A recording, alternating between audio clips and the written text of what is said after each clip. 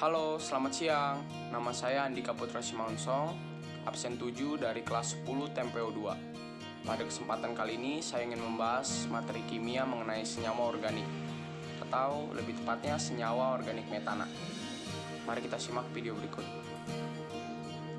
Material. Yang pertama, struktur. Kedua, asal senyawa. Ketiga, proses pembuatan. Keempat, proses penguraian. Kelima, kegunaan. Dan keenam, masalah yang ditimbulkan. Yang pertama, struktur metana.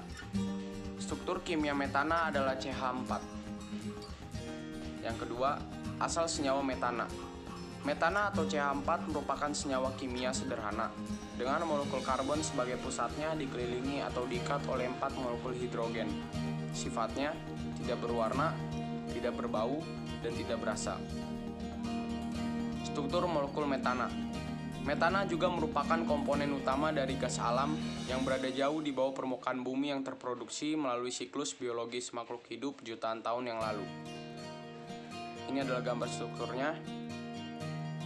CH4 terikat dengan 4 atom hidrogen dengan 1 atom karbon di tengah. Ketiga, proses pembuatan. Metana diproduksi oleh alam dalam proses yang disebut metanogenesis. Proses yang memiliki beberapa tahap ini digunakan oleh beberapa mikroorganisme sebagai sumber energi. Reaksi bersihnya adalah CO2 plus 8H plus 8 emin menghasilkan CH4 plus 2H2O. Dapat juga melalui biogas yang dihasilkan oleh fermentasi substansi organik, misalnya pupuk kandang, limbah cair, tempat pembuangan sampah pada kondisi anaerob atau tanpa oksigen. Penanaman padi juga menghasilkan metana dalam jumlah besar selama pertumbuhannya. Metana hidrat atau klarat merupakan salah satu sumber masa depan metana yang potensial. Keempat, proses penguraian. Sebagai komponen utama gas alam, metana adalah sumber bahan bakar utama. Pembakaran satu molekul metana dengan oksigen akan melepaskan satu molekul CO2, karbon dioksida, dan 2 molekul H2O atau air. Seperti ini reaksinya, CH4 ditambah 2O2 akan menghasilkan CO2 plus 2H2O. Kelima, kegunaan metana. Metana digunakan dalam proses industri kimia dan dapat diangkut sebagai cairan yang dibekukan, yaitu gas alam cair atau LNG.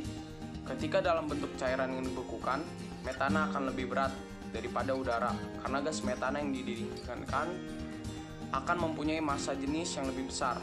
Metana yang berada pada suhu ruangan biasa akan lebih ringan daripada udara.